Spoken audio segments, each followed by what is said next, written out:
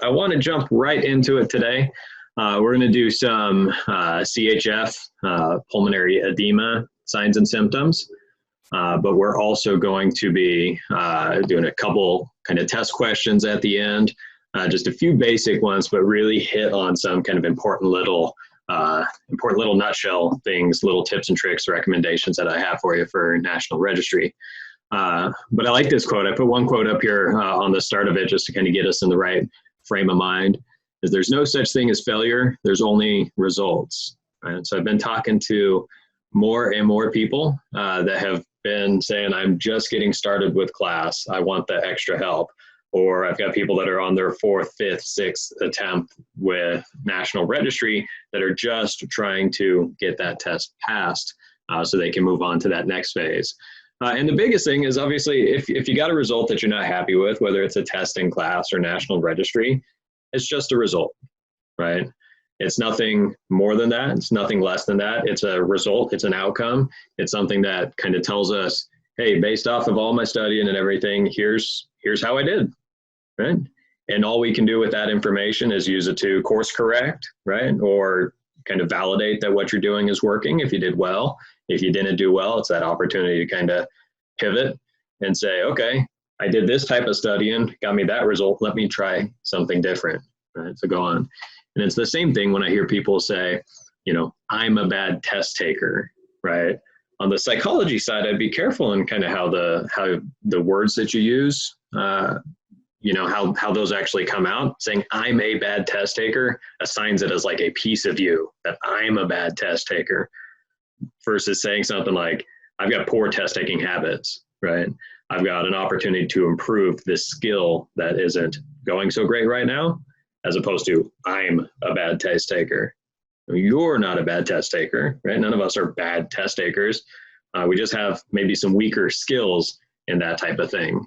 So I'm big on the psychology side of a lot of this stuff because I really feel like everybody is capable of memorizing enough information in the book to pass. But that's, you know, just a piece of the equation is being able to pass a test or pass a class or pass National Registry. My longer term goal is obviously being competent and safe as an EMT. And so we want to make sure that beyond just memorizing a little bit of information, that we have the right mindset or mentality if we continue with education in any capacity, or just using it to constantly motivate you to keep learning more, right? Even once you're an EMT, if you continue to medic or nursing or PA or med school or anything like that, once you get past this benchmark, right, don't stop studying, right? Don't stop learning, because it's going to constantly carry over for us into a variety of different avenues. And it's really just that motivation to keep learning so that we can continually to better take care of the patients that we have in the future. So that's my little 2 cents to kind of get us going today. But I want to jump right into it with our CHF, right? So I chose CHF just because it kind of came up in some of the cardiac review last week. And I thought it's just such a important piece of foundational EMT level knowledge is the cardiovascular system, the respiratory system, and shock management, which is what we're actually going to talk about in the next section. In the next session is shock. But going through our ABCs and pulling those medical emergencies and those trauma emergencies out first is going to be kind of a disproportionate benefit to you guys. So we're going to hit this stuff and see how we feel with it. But obviously, starting at the beginning with CHF is just, what is it, right? And so CHF is pump failure, right? It's the heart isn't pumping well enough for whatever reason, right? And really the whole goal of the heart is to keep pumping blood in the forward direction, right? So if it's damaged, if it's weakened, right, that blood's not moving forward, means it has to go somewhere, which means it's going to move backwards, right? And so last week in the cardiac anatomy review, we were tracking that red blood cell, right, moving through all the different structures in the forward direction, right? And now what we'll do today is say, okay, if that left ventricle is not working, normally the left ventricle pumps it out here. So if that's not working, what's backwards, right? What structure is backwards? And you can kind of follow that same path of a red blood cell forward. You can follow it backwards as well And it's going to carry over to the signs and symptoms that we're going to recognize, and kind of that pattern recognition that we'll pick up in like a scenario-based multiple choice type question of just understanding what's the kind of benefit, or what are we actually looking for? What are we actually recognizing for it? All right. So what causes it, right? Like we said, it's pump failure at its core. The heart's not pumping properly. It's not pumping well enough. So then we have to kind of evaluate what kind of things are going to cause the heart to not pump properly, right? And it's a long list, right? We're going to talk about just a couple, but the main one that I want you to really kind of focus and link up in your mind, if you see a CHF thing, I want your mind to go to myocardial infarction first, right? The number one cause of the progression towards that congestive heart failure is going to be somebody that had an MI in the past, right? And maybe it was an MI in the past just recently. Maybe it was an MI in the past a year ago, 2 years ago, right? And that weakened muscle, because it had that infarcted spot, that dead spot that died because it didn't get enough blood flow, didn't get enough oxygen, so that tissue started to die. So now we have the heart, which has this dead spot of tissue on it, and the heart's a muscle. So if your muscle has a big dead spot of tissue on it, it's not going to be working very well, right? So just depending on how bad that MI was that they had in the past is going to kind of dictate to us just how much of that muscle function is working fine, or how much of that muscle function is really impaired and it's not working very well, right? So it's very much tied to just how much muscle has been affected, right? And so if you have a weaker and weaker muscle of the heart, you're going to have a weaker and weaker contractility is one of the words that will come up a lot. Contractility is the strength of that contraction, right? The strength of that heartbeat, right? So just how strong is it trying to pump, right? If you have the MI and if you have that dead tissue spot on there, that contractility is going to be very low. It's going to be a lot weaker just because that heart's not going to be able to really contract very well, right? I didn't put it up on the slides, but it really triggers a good thought just on some kind of anatomy, physiology, little review. A common question that's out there, and they just wrote over and they love talking about it. It's called the Frank-Starling's law, or Starling's law, or Frank Starling's principle, and they kind of use it a little bit in a few different ways. But Starling's law, or Frank Starling's law or principle, is really that the heart operates like a rubber band, right?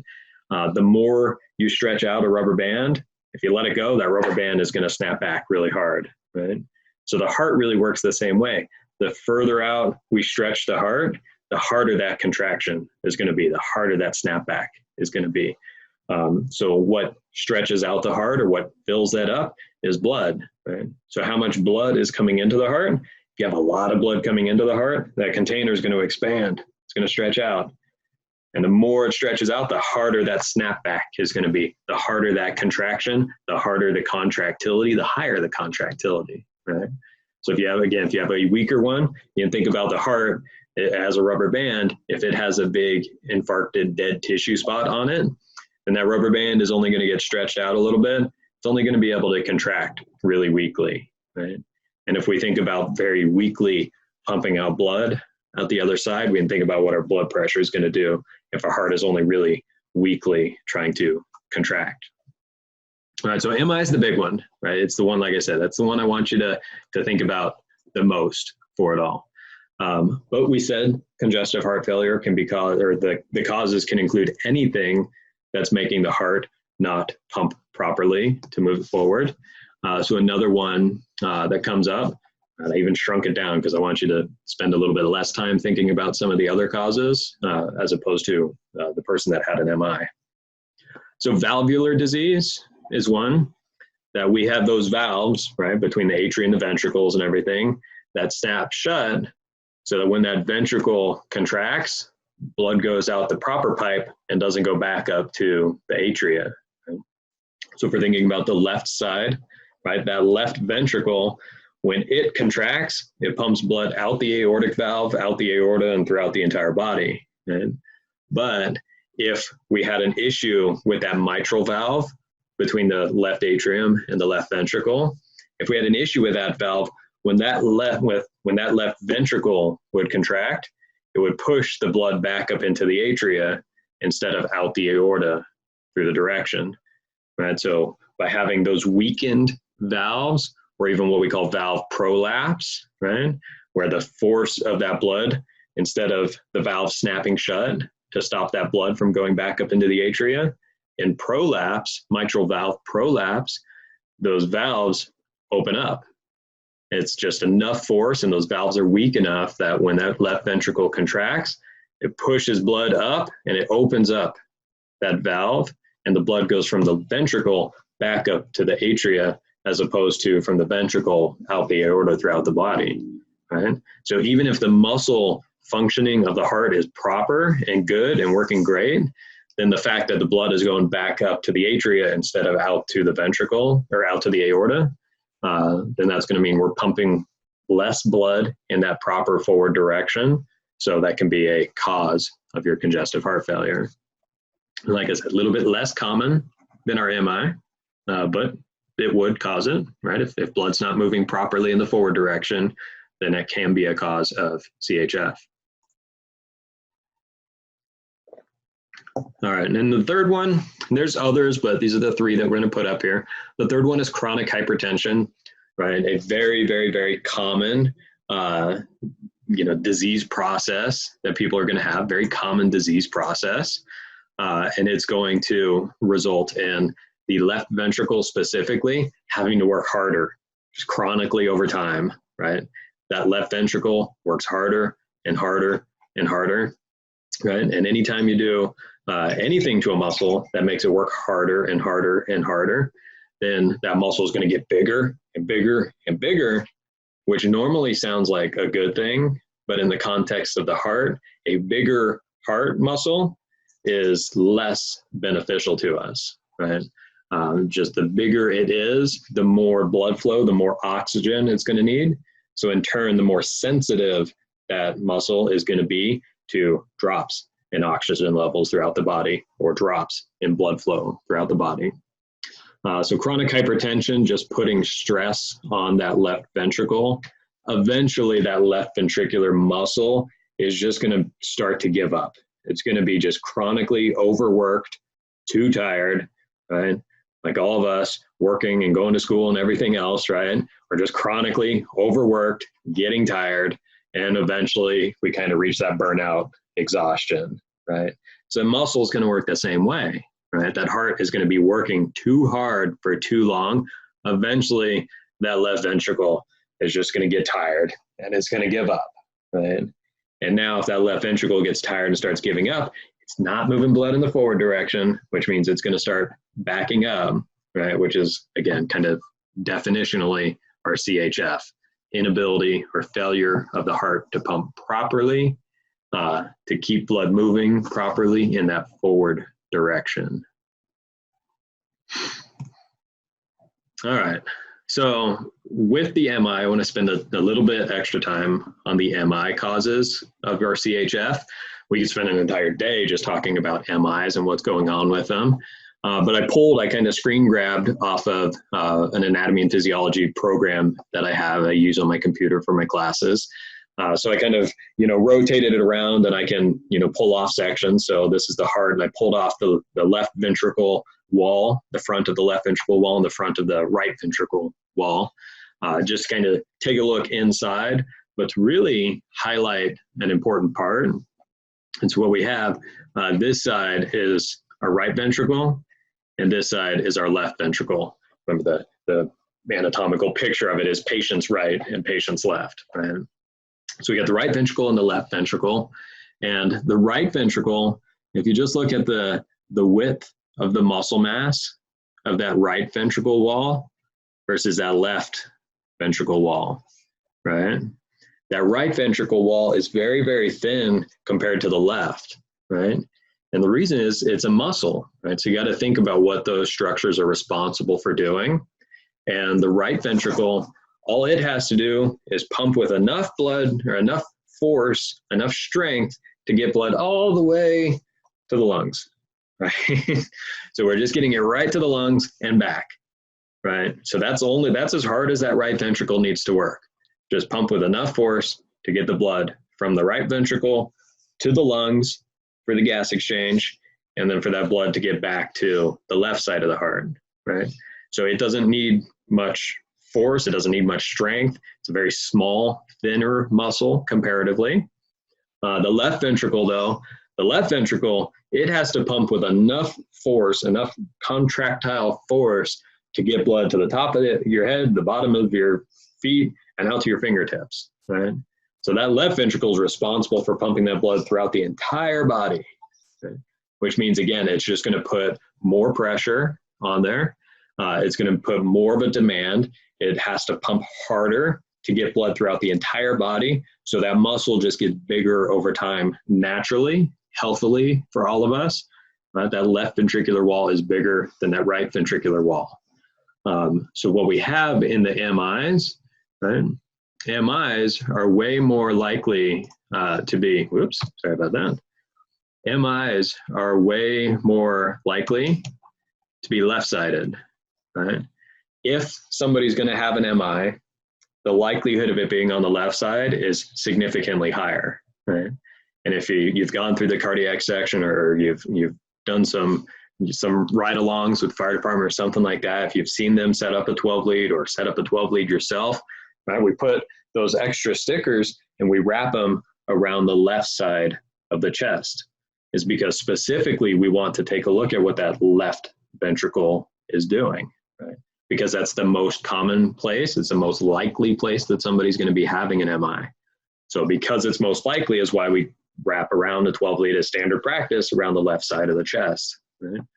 If it was more common that right-sided MIs happen more often, then it would be standard practice for us to do a 12 lead wrapped around the right side of the chest, right?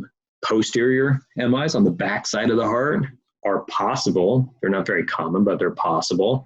So if that was standard practice, if that was most common, then we would do 12 leads actually on the back to specifically take a look at what's going on the back of the heart, right? But the vast most common one, again, is going to be that left side, right? So that's why we set up a 12 lead on that left side. And the reason why, I mean, we can just play statistics, right? If that left ventricle is so much bigger than the right ventricle, right, the wall, the actual muscle mass, if it's much, much larger on that left side, there are just more places for the issues to arise. And so you remember it that way, just the left side is bigger, so it's more likely to happen that that's it, right? That's why we're actually having that MI on that left side. And same thing when we go to the trauma stuff, right? Most of our number one causes of deaths of trauma are car accidents, right? It's just we're in cars way more often, right? So wherever we are the most often is going to be where the most likely issues are going to start to happen, right? MIs are most likely going to happen on the left side because that left side is much bigger. There's more spots for it, right? Along with that is because it's a bigger muscle, right, then it needs more blood flow. It needs more oxygen. So it's more sensitive to a drop in oxygen, actually. So that's the actual kind of physiologic reason. It's a bigger muscle mass, so it needs more oxygen. So if anything is blocking oxygen, blocking that blood flow to that ventricular wall, that muscle, then it's going to start to have issues pretty fast, right? So left sides are way more common than right side, right? And again, we got to think about if we're having this MI process on the left side, right? We can think about it. We have our left ventricle normally pumps blood out the aorta, right? If that left ventricle is failing, instead of blood going out the aorta, the blood is going to go back up to the left atrium, right?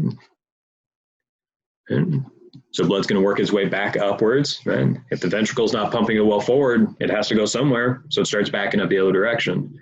So instead of going out the aorta, it goes back up into the left atrium, and the left atrium gets that blood flow from the lungs, right? So I think about the right side of the heart gets all that deoxygenated blood back from the body, sends it to the lungs to get oxygenated again and to get rid of the carbon dioxide. And then that blood goes from the lungs back to the left atrium, down to the left ventricle, and the left ventricle pumps that freshly oxygenated blood throughout the entire body, right? So we got to kind of work our way backwards now. Left atrium gets that blood flow from the lungs, right? Which is why on our left side, that blood backup is going to go out to the lungs, right? If it was right side and that right ventricle failed, it would back up to the right atrium, and the right atrium receives the blood from the body. So if the right side failed, it would back it up into the body, right? So we're going to get a couple different signs and symptoms just depending on where the issue is, right? And we're going to go through it for right-sided congestive heart failure, and we're going to go through it for left-sided congestive heart failure. Okay. All right, so thinking through what we were just doing on that last slide, left ventricle fails for whatever reason, right? Most likely the MI, but if it's valvular disease or some other structural problem with that left ventricle is going to back up to the left atrium is going to back up to the lungs. And what happens is as that pressure builds up and builds up and builds up, that blood that's been backing up and backing up and backing up in the lungs, right, is actually backing up and backing up and backing up in the pulmonary veins. And then as it backs up in there, it's going to back up into those pulmonary capillaries, right? And those pulmonary capillaries are where it's actually coming into contact with our alveoli, right? So if we have an alveoli, right, and we have the pulmonary capillaries that's there, now this blood starts backing up in these pulmonary capillaries. So the pressure of that blood is higher and higher and higher just because that left ventricle, again, it's not pumping it out to the body, so it starts backing it up into the lungs. And as that pressure builds up and builds up and builds up, eventually that pressure squeezes some of the fluid into the alveoli, right? It squeezes that fluid out of the bloodstream into the alveoli, and we call that our pulmonary edema, right? So pulmonary edema is that fluid actually building up in the alveoli, right? And it's just because that pressure built up too much in the bloodstream, right? Too much in those pulmonary capillaries. So on the breath sound side, rails or crackles get used interchangeably. Rails or crackles. Basically, if you thought about having a drink and a straw in there, and you're just blowing bubbles through the straw into the soda or water, whatever you had in there, or if you're just blowing bubbles, it's that bubbling sound that we're actually hearing on our pulmonary edema patient. And that bubbling sound, again, kind of interchangeably, they'll give you rails or crackles as a descriptor, and that tells you, I've got fluid in my lungs, right? I've got fluid in my lungs. Another one that happens is as that fluid builds up, right, pushes from the bloodstream, sometimes you get some red blood cells start going through there, right, as well. You actually get a little bit of blood shifting in there, a little bit, not a lot, not like a big hemorrhage or anything that we're worried about the blood supply. So we start pushing that fluid into the lungs, and these patients, they have a bunch of fluid in their lungs, right? It's kind of like they're drowning, and they'll start coughing up some of that.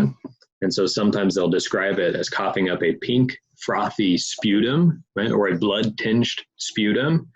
It's actually kind of like bubbling sputum that they cough it up, right? It's the actual fluid that their body is trying to get out of the lungs.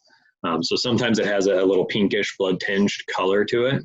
And it's just because sometimes a little bit of that blood actually comes with the fluid that gets pushed in. So that's a big one. Anytime, well, not anytime, not every time, but 99 times out of 100, if they give you a pulmonary edema patient, it's telling you more than likely that that left side of the heart is failing, and that's why it's backing it up into the lungs. One of the only other kind of more common pulmonary edema ones might be like a chemical inhalation thing in trauma that we'll talk about. But if it's not that, we don't have a scenario dispatch information that puts that on our radar, and we get pulmonary edema, we're probably thinking this left-sided CHF or a very recent or maybe currently happening left-sided MI that's causing that left ventricle to not pump properly. So pulmonary edema is the big one. It's a big, big, big one. We have to think about vitals, man. We said at its core with CHF, blood's not being pumped properly in the forward direction, which means it backs up. So if we're not pumping blood well out our aorta through the rest of our body, then we're likely getting a drop in blood pressure. And as we get a drop in blood pressure, that means something somewhere isn't getting enough oxygen. It's not getting enough perfusion. So the body will respond by saying, hey, we need to try to get in more oxygen, right?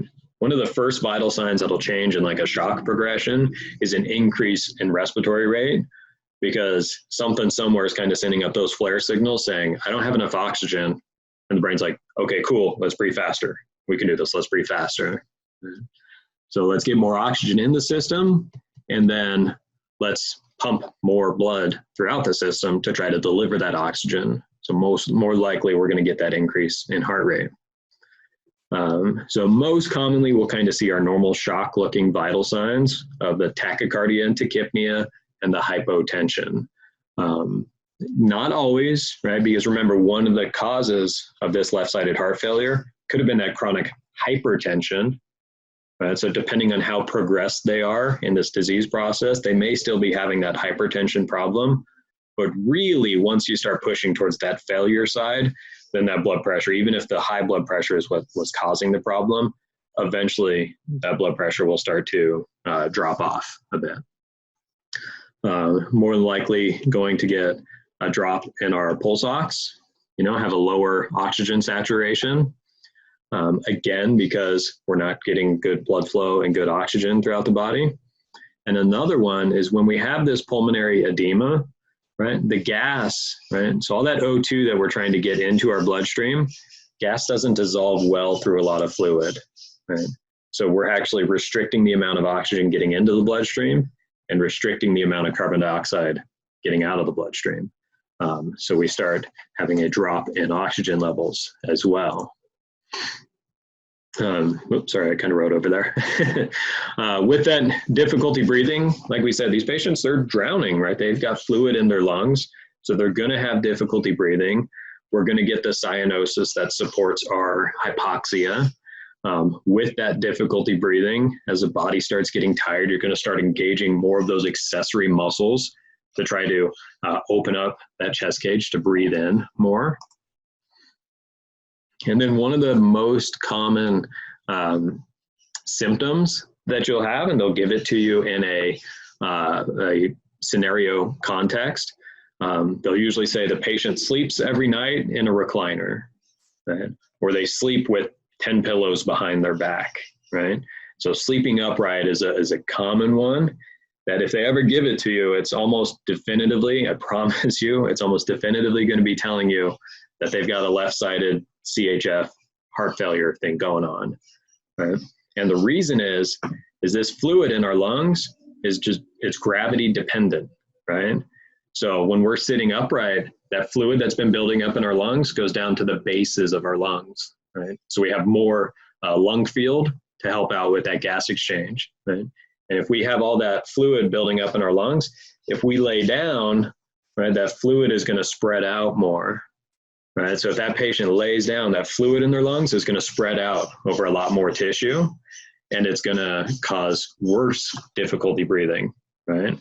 Sometimes you'll hear them, or they'll give it to you terminology-wise as orthopnea, right? Orthopnea is positional difficulty breathing. Specifically, when they lay down, they have a harder time breathing because that fluid spreads out over their lungs a whole lot more compared to if they were sitting upright. Another one that they love to throw at you is this term paroxysmal nocturnal dyspnea. Dyspnea, difficulty breathing. Nocturnal is nighttime, right? So think about like animals that are nocturnal, right? They're awake at nighttime, right? So difficulty breathing at nighttime, and then paroxysmal just means it comes and goes, right? It's another thing that they're kind of telling you when it's nighttime and people go to sleep and they lay down, they have a worse time breathing.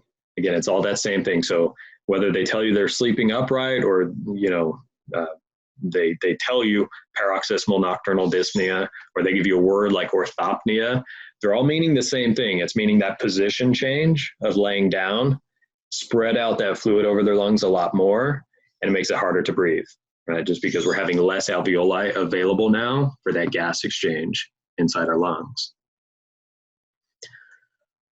All right, so those are the main signs and symptoms. Again, the pulmonary edema and the sleeping upright in a recliner and with a bunch of pillows behind their back is really, really common descriptors that they'll give you for it. And in the context of a multiple choice question, national registry question, they'll say, you arrive on scene, find your patient sitting in bed with 10 pillows behind their back. Right? They'll actually say it something like that. And that's not just useless. They like sleeping with a lot of pillows. Right? It's telling you they have to sleep that way, because if they actually lay down completely supine, they're going to be hurting, right? They're going to be having a hard time breathing. Right? So most of our treatment is our normal ABC shock treatment, right? Because as this heart failure progresses, we're going to be getting that hypoxia setting in, that hypoperfusion. So we're going to be progressing towards shock. So we got to kind of figure out where is our patient at on this. And we will figure out, do we need to do oxygen non-rebreather because they're actually still breathing adequately, they're just having a little bit of a hard time, right? But more often, because of that fluid in the lungs, they're going to be deteriorating pretty quickly on us. So a little bit more often, I'll say, obviously you got to do your assessment, get all the information, but more often is we're going to need some form of positive pressure ventilation, right? Whether we're assisting ventilations with the bag valve mask, even if they're still breathing somewhat on their own, we either need to assist ventilations with a bag valve mask, or more commonly in the EMT scope of practice now, they're kind of pushing and driving the teachable moment of the use of CPAP, which is continuous positive airway pressure. Other than that, these are high priority patients. So it really is rapid transport or meeting up with ALS. On the ALS side, we have other medications that we can help give. We have other airway interventions that we can do. But initially still it's foundational off of the ABC and shock treatment, and more than likely, not definitively, but more than likely needing to do the positive pressure ventilations and CPAP to help get that gas exchange going in their body.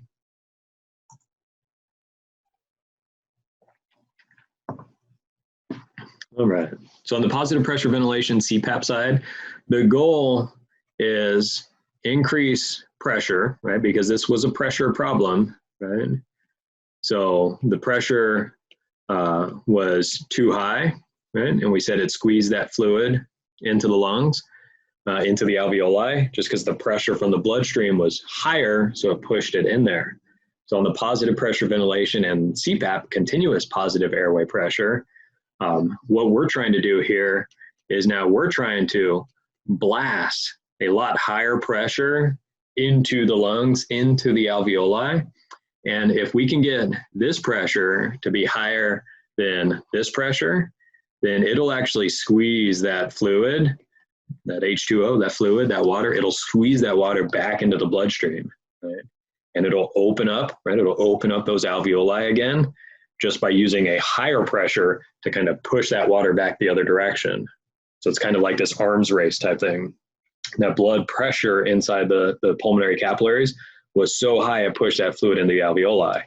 Now we're trying to come along and increase pressure to push that fluid back into the capillaries, right? Back into those pulmonary capillaries. So this picture here is guys wearing a CPAP mask, right? It's usually, it looks like a little BVM face mask, but has those big kind of Velcro elastic straps on, because it's really, really high pressure. So it's very, very crucial to get a good face to mask seal with it, just to allow that high pressure to push in to try to help us out, try to help out that patient by getting that fluid out of their alveoli. So if you don't have CPAP, then we could accomplish the same thing by just ourselves holding that BVM mask on the patient and ventilating at our proper rate and using the high pressure from us squeezing the BVM, right, doing positive pressure ventilations, that high pressure from the BVM can force that fluid out of the alveoli back to the bloodstream. But the CPAP is a great one. It really is good, and it's been around for quite a bit on the ALS side, and they're really starting to push it more on the EMT side. So definitely make sure you have it, because it's a very likely thing that you'll actually get some questions surrounding it. Understanding what are some of the indications, like CHF, and then what are some contraindications as well. But the way I like to describe CPAP is picture yourself kind of driving in a car down the freeway, and you open up the window and you just stick your head out. Right? So you're driving, 70 miles per hour down the freeway with your head out the window, right? And it's just that high pressure air just blasting at you, right? That's what we're accomplishing with CPAP, just running it through that mask to blast that high pressure of air into the lungs to, again, push that fluid out of the alveoli back into the bloodstream. You do that, that difficulty breathing for that patient is going to really fall off. Like, they're going to be able to breathe a lot better if it starts working for them, if they're tolerating, if they're not too far progressed in the process. It works really, really well. Some patients will complain about claustrophobia, and just having that mask really tightly constricted onto their face, and then the noise of that high pressure air. Some people complain of that, but most of the time, I would say, the increase in oxygenation and the better oxygen levels that they get inside their body, and they're less hypoxic, less difficulty breathing, most patients start to relax and actually feel a lot better as they get the CPAP helping them out.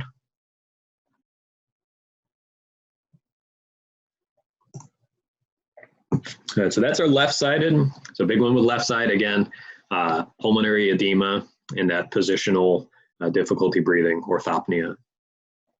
On the right side, right, so remember, if we did our right ventricle, right, and right ventricle normally pumps blood to the lungs, but now if it's failing, it's going to back up, right, into our right atrium, and right atrium receives its blood from the body, right? So if the right ventricle starts failing, blood backs up, right ventricle to the right atrium, and then out the right atrium, out to the body. And that's where you think, okay, we've got the superior and inferior vena cava is where we're actually getting the blood flow dropping into the right atrium. So we're going to back up into the superior and inferior vena cava. So on the left side, it backs up to the lungs. On the right side, it backs up to the body. And we call it just dependent edema, gravity-dependent edema. Most of the time, they'll give it to you, they'll describe it, they'll say pedal edema. So their feet and their ankles actually start swelling. Just because, again, if it's backing up into the body, if they're upright and moving around at all, then that gravity is just going to take all that extra fluid pressure down to their feet, down to their ankles, and that's where it'll push some of that fluid. Instead of into the alveoli where it pushes that fluid, it'll just push it into the tissue of your feet and your ankles, and you'll get that pedal edema. If a patient's bedridden, right, and they're mostly, supine in bed, they'll talk about like sacral edema, just like where all that fluid pressure kind of builds up in their lower back. Basically, just whatever part of your body is lowest is going to be where the fluid backs up and causes that edema. So pedal edema, sacral edema, right? The issue is the fluid is backing up into the body. Another one, right? So if we say it backs up into the inferior vena cava, it's going to go down and cause the pedal edema. Part of it, though, is also backing up in their superior vena cava. And so the superior vena cava gets the blood from the upper half of the body, the upper part of the body, and also those big jugular veins, right? So the jugular veins, aren't able to actually deliver that blood well to the right side of the heart because it's been backing up. We'll get that jugular vein distension, right, or that JVD. We'll talk about that one a little bit more in a second. So those two are some of the bigger ones. I'm sorry, my son just walked in the room.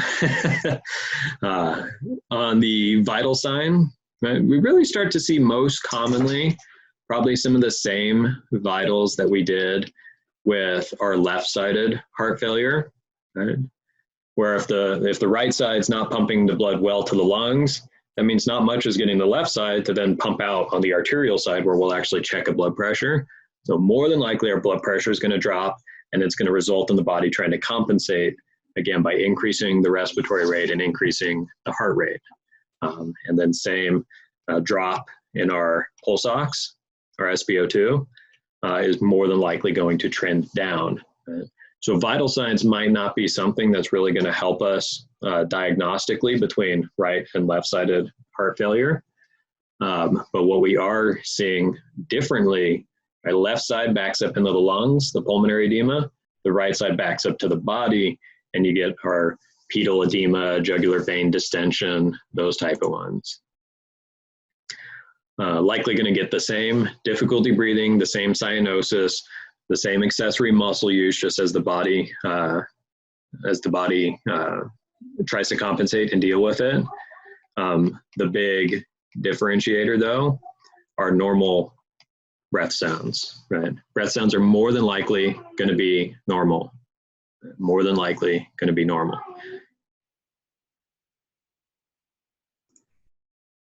All right, so normal breath sounds, or some people say dry breath sounds.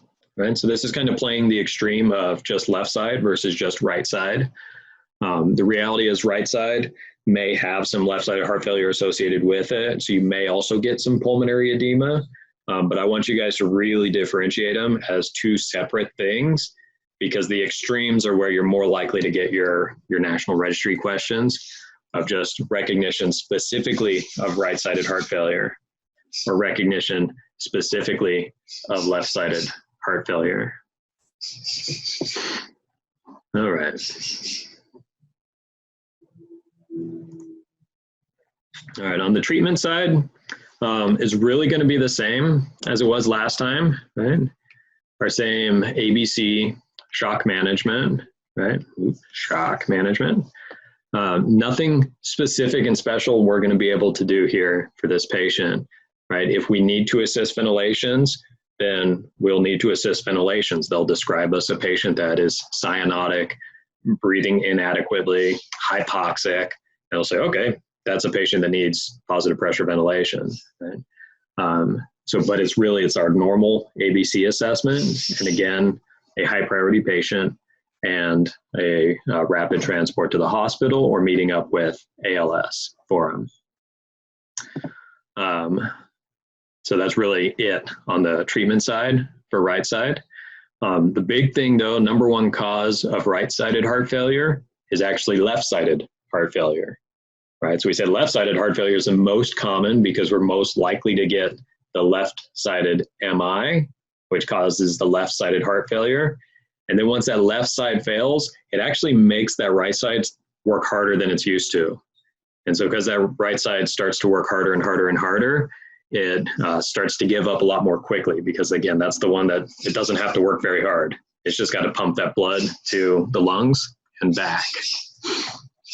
So number one cause of a right-sided heart failure is left-sided heart failure. Number one cause of all of the heart failures are those myocardial infarctions.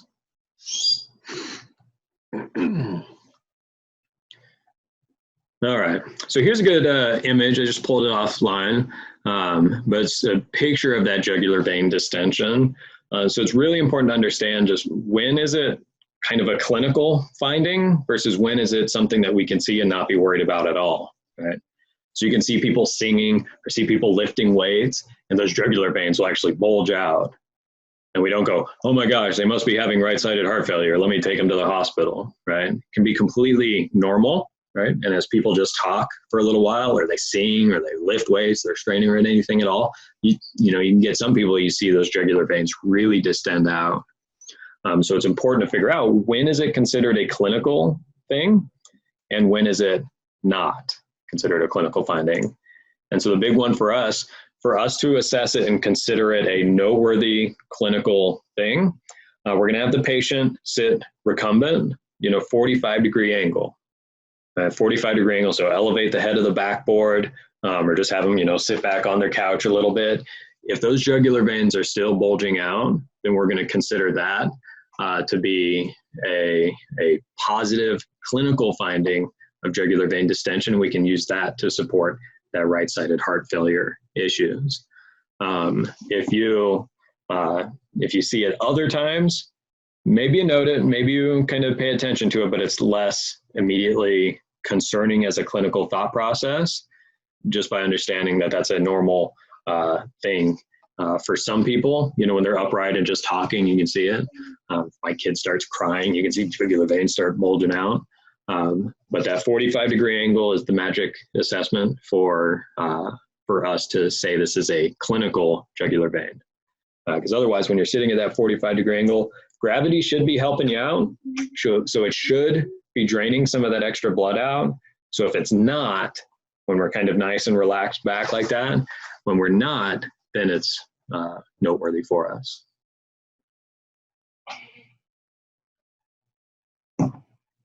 All right.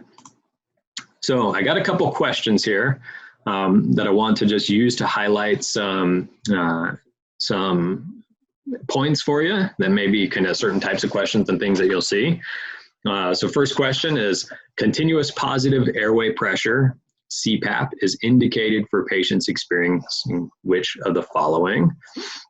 And so you can either, in the chat box, if you want to, you can jump in, you can kind of chime in audio-wise, or we can just kind of talk about it. Either way is fine with me. In a future one, I finally figured out how to do polling in Zoom like this, so I'll actually be able to open it up for you to choose answers that way.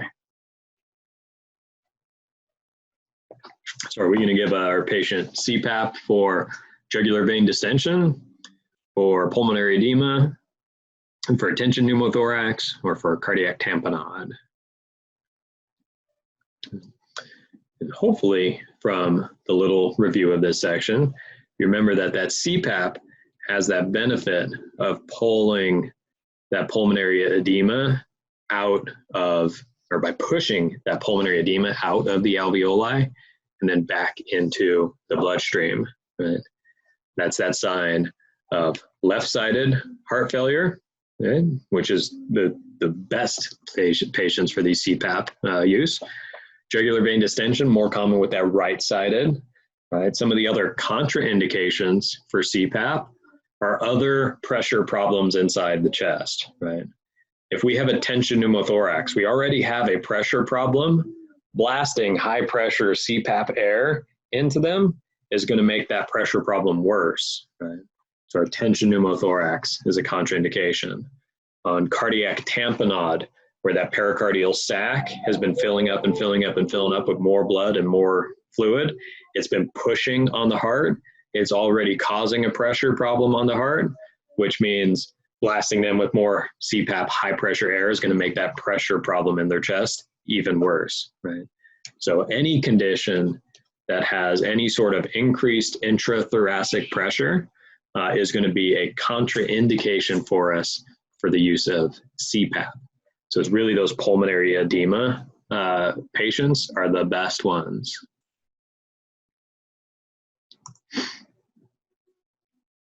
All right, another question here. Your patient awoke from sleep complaining of dyspnea. Hopefully that right away, some red flags for you in your head. Your assessment reveals blood-tinged sputum around the patient's lips and crackles upon auscultation. The past medical history includes a myocardial infarction 1 year ago, chronic hypertension, and diabetes. Your patient is most likely experiencing what?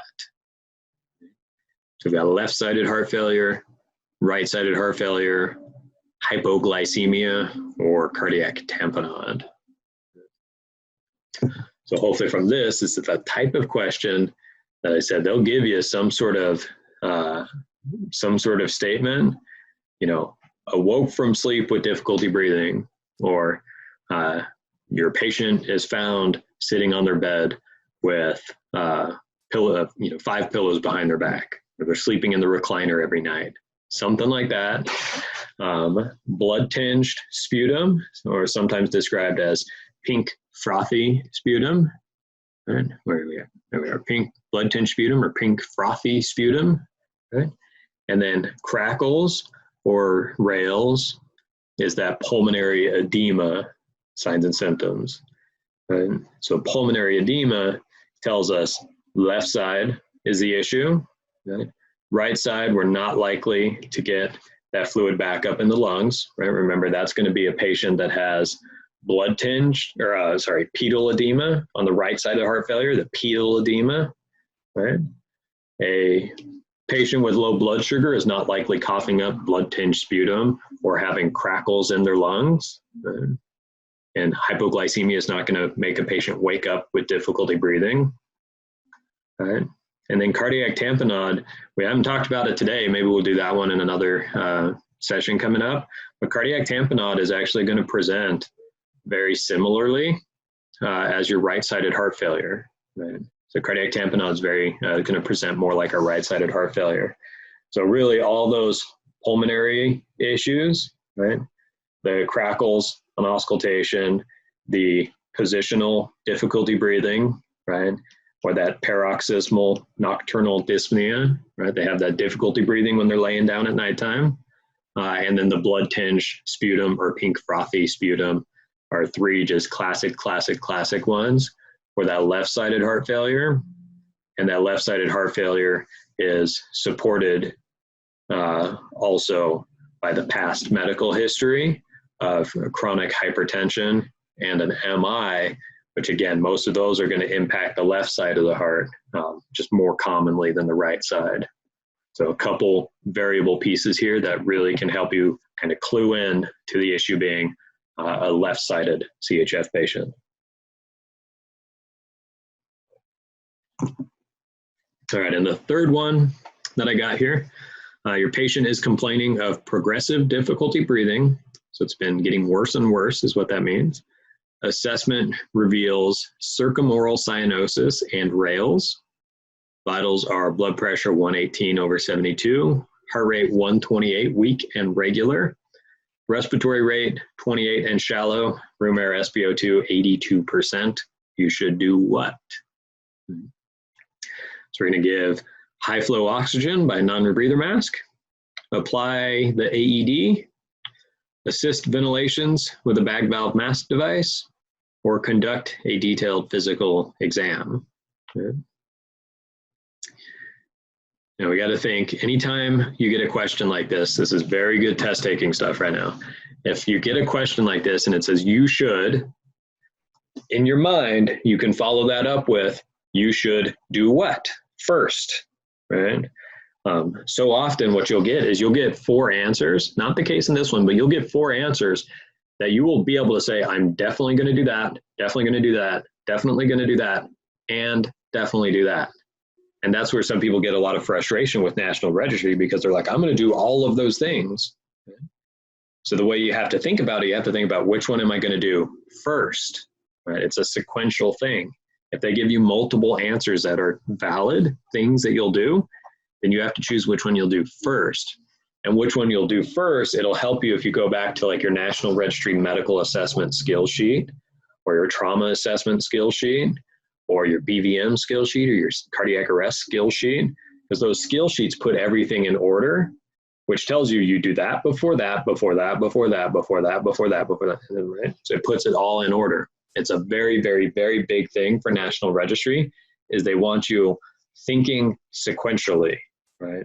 As if you're a fully stocked EMT, 100% by yourself, right? We know in the real world, things all happen at the same time. One person gets a set of vitals, one person puts them on the monitor, one person starts asking them questions about their medical history, one person starts getting a blood sugar, right? But National Registry, you got to think, I got to do everything and I'm completely on my own, which means I'm going to do airway assessment before breathing, before circulation, before transport decision, before sample history and OPQRST and all that stuff. Right? You got to put it in order. So these you should do what first?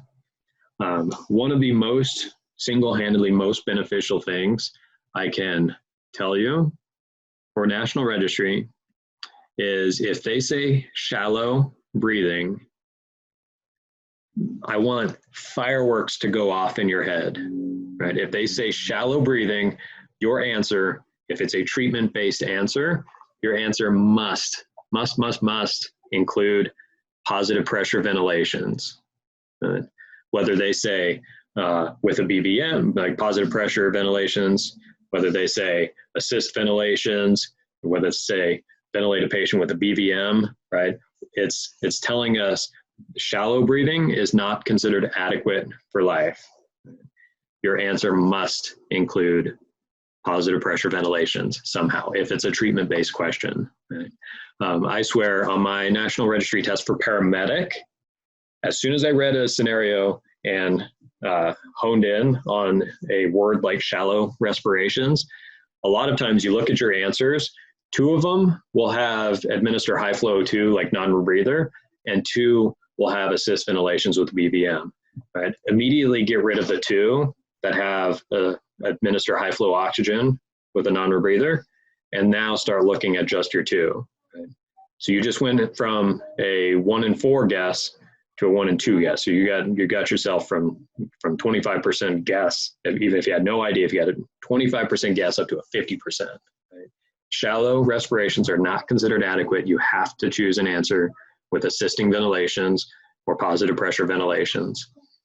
Other ways that they can describe shallow breathing for you, they can say decreased or minimal chest rise and fall. If they say decreased or minimal chest rise and fall, that's telling you they're breathing shallowly. Right?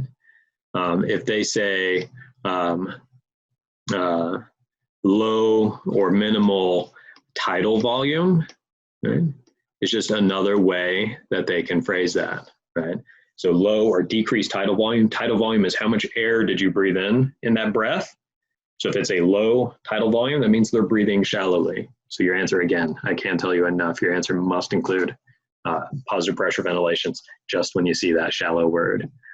Now this one also gives us hypoxia, cyanosis, right? So they're giving us a couple other descriptors that should push us towards a more active airway intervention, like bagging a person, as opposed to just putting a non-rebreather on them, right? But that can help you just hone in on it a little bit faster, right? Circumoral, just on some medical terminology side, right?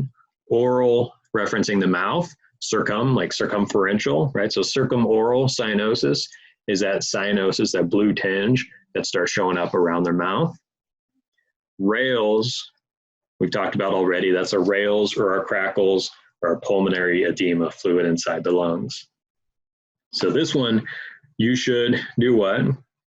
We know we're not doing high flow oxygen because I have that word right there, right? That word. We're not going to apply an AED, right? Because one of the steps on our cardiac arrest management AED skill sheet is we have to confirm that they do not have a pulse in order for us to put on an AED. Now, we might be worried about this patient going into cardiac arrest. We might be worried about it. We may have the AED handy, but the only time we're actually putting those pads on the patient is once they actually go pulseless. So we have to have that. Assist ventilations with a bag valve mask device, fantastic answer. And conduct a detailed physical exam, we might do that too, right? We might. Right? We might do a focus physical if we had a little bit more information on this person's mental status and history. But even if you're like, I'm definitely going to bag this patient and I'm definitely going to do a detailed physical exam, then again, you have to step back and ask yourself, which one of these am I going to do first, right? And I've got a life threat, I've got an inadequate breathing with this shallow respirations, so I have to assist ventilations with a bag valve mask device. I have to assist ventilations.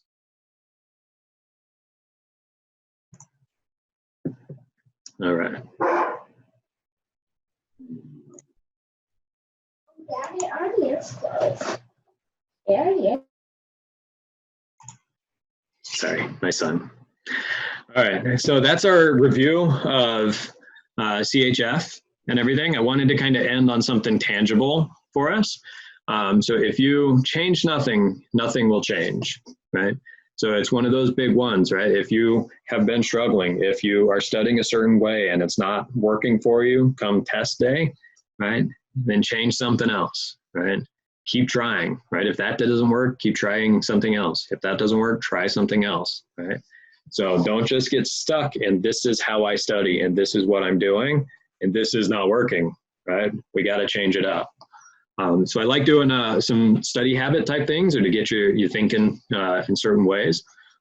So one of the ones that I've recently read in a book, it's called High Performance Habits on Brendan Burchard. It's a very good book, is going through what he calls trigger and response. So it's establishing a trigger, and then every time that happens, right, it triggers you to do a certain action, right? You respond by doing a certain action. So one of them that I liked was his recommendation was every time you walk through a doorway, right? Anytime you pass through a door, do something, right? Whatever it is, whatever habit you're trying to instill, whatever it is that you're trying to do. So I put on here, maybe your response is, I'm going to do 3 medical terminology flashcards every time I walk through a doorway, right? Just think about what that means. Every time you walk into your house or leave the house, you walk into the bathroom and leave the bathroom, into your bedroom, leave the bedroom, right? Every single time that you pass through a doorway, pull out your phone or your flashcard, however you have them, do 3 flashcards, right? Or 1 flashcard, right? What you'll find is that's a lot of flashcards because you actually get through a lot of doors throughout the day. So it's a very big one, right? You get into your car, right? That's a door, right? Get into a car, do some flashcards, right? Whether it's medical terminology or just glossary terms or flashcards for signs and symptoms for different disorders, whatever it is, right? Just do 3 or 1 or 5, right? But then do it, and do it every time, right? If you do that for a week even, your medical terminology knowledge will skyrocket, or your signs and symptoms knowledge will way increase. So whatever it is. So that's just one, walk through a doorway. Another one could be every time your butt hits a chair, maybe pull out some flashcards, right? Or every time your butt hits the chair, you think about, why am I trying to become an EMT? And you use that motivation to kind of keep you driving and keep you moving forward on everything. So that's a big one. That's the one kind of for me that I was thinking about for you guys today, just kind of something tangible to leave you on for it, is that one. I'm pretty sure that the next session will probably be Saturday again next week. I'll get that figured out within the next day or so, just to kind of give enough people heads up. And for that one, I'm thinking shock. We're going to jump into all the different types. You know, what are those unique signs and symptoms that are going to tell us that we're in this type of shock versus this type of shock? So how will we recognize it? And then what treatment options do we have for some of the various types of shock?